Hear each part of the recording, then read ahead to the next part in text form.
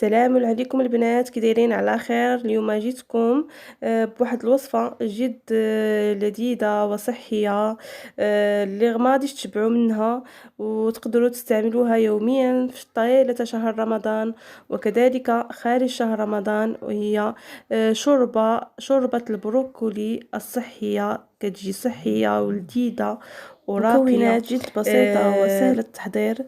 ندوزو على بركة الله لتقديم المقادير وطريقة التحضير. الوغ بالنسبة للمقادير ديال لاسوب دو بروكولي ديالنا، تنحتاج هنايا نصف كيلو ديال البروكولي اللي تنكون رقدته في الماء والخل، غسلته مزيان، تنشلو مزيان، خصو يتغسل مزيان. صافي تنقطعوه هكا، تنكون حيدت له داك الرويصات البويض ديالو، خاصهم يتحيدوا باش ما تيجيش مجهد. سينو اللي تيقد عليهم يقدر يخليهم، لانهم راهما صحيين بزاف. البروكولي راه جد صحي. عندي هنايا جوج رويصات ديال البطاطس متوسطه الحجم، قطعتهم. الو انا هادي نطحن هادشي، قطعتهم باش يجوني ساهلين في الطحن. عندي 3 ديال الرويصات ديال البواغو. تقدروا تعوضوه الا ما كانش، تعوضوه بالبصيله البيضاء، بصله خضاريه كيف ما تيقولوا بالدارجه. عندي هنايا 250 غرام ديال صدر الدجاج اللي قطعته على هذا الشكل هذا. بالنسبه للبنات، صدر الدجاج راه ما غاديش نديرو مع لاصوب، غنخلي تالي وغادي نزيدو. غادي ندير له واحد الشكل، واحد الطريقه ديال التحضير، وعاد نزيدو فوق لاصوب، تيجي هائل جدا. تنصوطيه مع مليحه وابزار والعطريه، وعاد فاش توجد لي لاصوب تنزيدو من الفوق، تيجي هائل جدا. عندي هنايا معلقه صغيره ديال الابزار، معلقه صغيره ديال الخرقوم، معلقه صغيره ديال الملح. ما تنساوش انني في هذه الوصفه هذه غندير الفرomاج، داكشي علاش ما كترتش الملح. تذوقوها وداك الساعات نتوما على حسب الذوق تزيدوا الملحه الا بغيتو.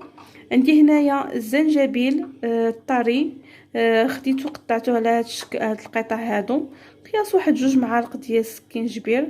الا كان عندكم من الأحسن، لأنه فيه منافع جد صحية غزالة، مهمة جدا. ما كانش تقدروا تعوضوه بالزنجبيل العادي، السكينجبير العادي كيف ما تنقولوا، اللي تنكونوا طحناه ليدينا بيان سور. عندي هنا 3 ديال المعالق كبار ديال المعدنوس، وهنا الفروماج. البنات الا كان عندكم كيري تقدروا تعوضوه بكيري، كان احسن. ما كانش، انا قضيت بالمتوفر عندي في المنزل، قضيت بالفروماج هذا المثلث العادي، واحد 4 ديال الفروماجات. وعندي هنايا 2 معالق كبار ديال زيت الزيتون. صافي هادو هما المكونات، على بركه الله ندوزو لطريقه التحضير. اول حاجه تنبدا بها هو تندير زيت الزيتون. من بعد تناخد البصيله، البصل الاخضر ولا البواغو، ما كانش تقدروا تعوضوا بالبصل العادي.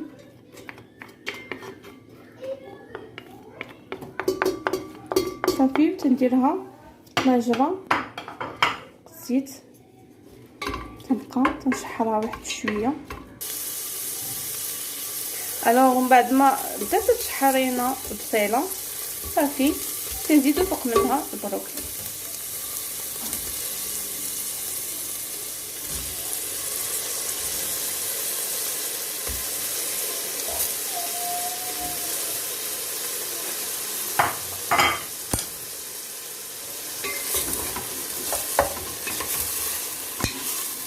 هكا تنصوصيوه واحد شويه مع البصيله.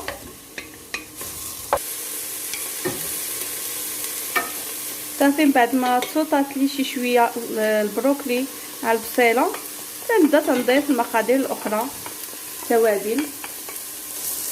صافي على هذا الشكل هذا.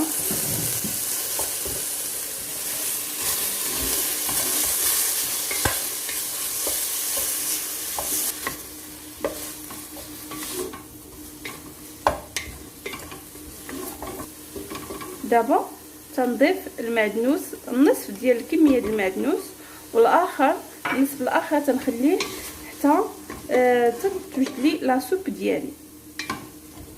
البنات فريمون تجي هائله وصحيه جدا لاصحاب الرشاقه ولاصحاب الرجيم وحتى الناس العاديين اللي بغاو يستافدوا من لي فيتامين ديال البروكولي. راه مفيد ومهم جدا للصحه، سورتو في هذا رمضان حنا محتاجين شي حاجه اللي تضيف لنا لي فيتامين على الجسم ديالنا.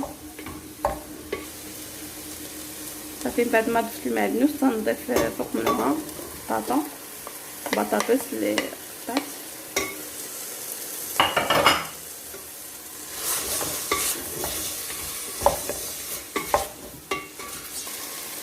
بعد ما تصوطت لنا العناصر كلها في ديك الزبيته صافي تنضيف الماء قياس ما تيتغطى لي البروكولي والخضر.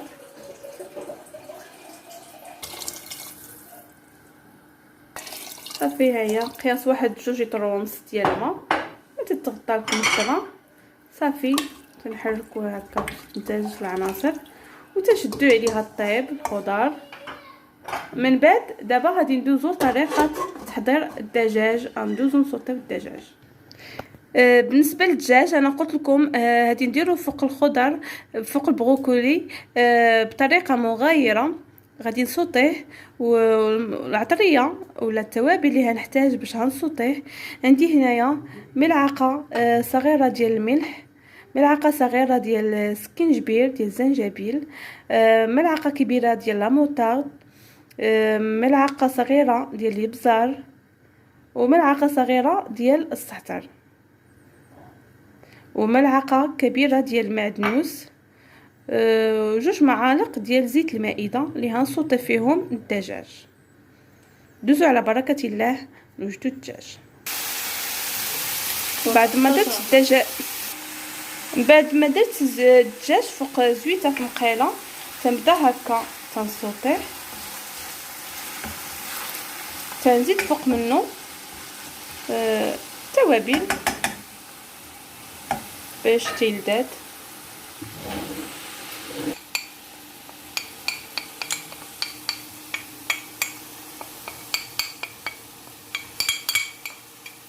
لاموطارد تزيدو هائله. تنخلي حتى التالي نضيف المعدنوس نخلي الزعتر حتى تيقرب لتبديل الدجاج. صافي تنخلط هكا العناصر كلها تنسلطيها. البنات هاد لاصوب البروكولي والدجاج طبق متكامل جدا مفيد لكم لوليداتكم اصحاب الرشاقه والرجيم وكل ما هو صحي. راه هو في هاد الطبق كنتمنى تجربوه في هذا رمضان. ما تركزوش على هاد لاصوب مفيده جدا. من بعد ما تصوطا الدجاج ديالي صافي طاب تنحكي عليه شويه ديال الزعتر وتنحركو وتنخليه لي تنزيدو على لاصوب ديالي.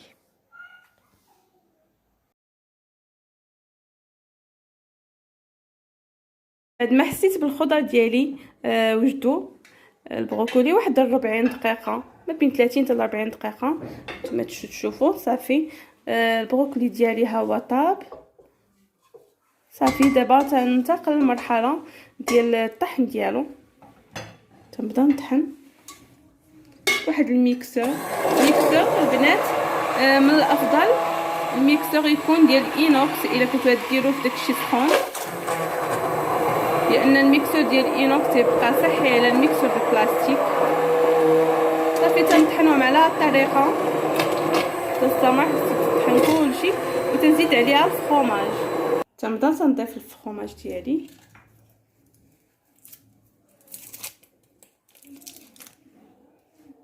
درت واحد 4 الفرomاجات. الا كان كيري سي ميو تيجي رائع في لاصوب. ما كانش تقضيو بالفرomاج المتوفر عندكم في الدار. يعني تنستمر في الطحن ديال هانتوما البنات. من بعد ما طحنت لاصوب ديالي خلطتها مع الفرomاج صافي تتكون وجدات. صافي دابا تنزيد عليها الدجاج اللي ديجا صوتيت، هو مع العطريه والمعدنوس، واللي ضفت عليه في التالي السحتر. صافي تنضيفوا لاسوب، تيبقى هو اخر حاجه تنضيفها لاسوب. تنحرك على هاد الطريقه. هاد الدجاج تنديروه حتى تنقرب نحط لاسوب. صافي هو اخر مرحله. صافي تنخلطو هكا وتنطفي البوطه وتنمشي للتقديم باش تيبقى الدجاج شاد داك اللذه ديال داك العطريه والتوابل اللي درت فيه وتا ديال السحتر. صافي نتلاقاو على بركه الله في الطبق النهائي. هذا هو الشكل النهائي البنات ديال لاصوب دو بروكولي ديالنا. تجي لذيذه جدا جدا، والاهم من هذا هو انها صحيه جدا. لما فيها فالبروكولي غني بفيتامين سي وغني بالكالسيوم. وكذلك كالسيوم اللي كيف ما كنعرفوا لتقويه العظام اللي تيقينا من هشاشه العظام، ويقوي كذلك الجهاز المناعي اللي حنا بحاجه ليلو في هذا الكونفينمون، في هذا الحجر الصحي. حنا محتاجين باش نقويو المناعه ديالنا. لهذا تنصحكم باش ديروا هاد لاصوب راكم ما تندموش عليها. يلا البنات، بسلام عليكم. ما تنساوش تابوناو عندي، تخليو لي جيم وتعليقاتكم.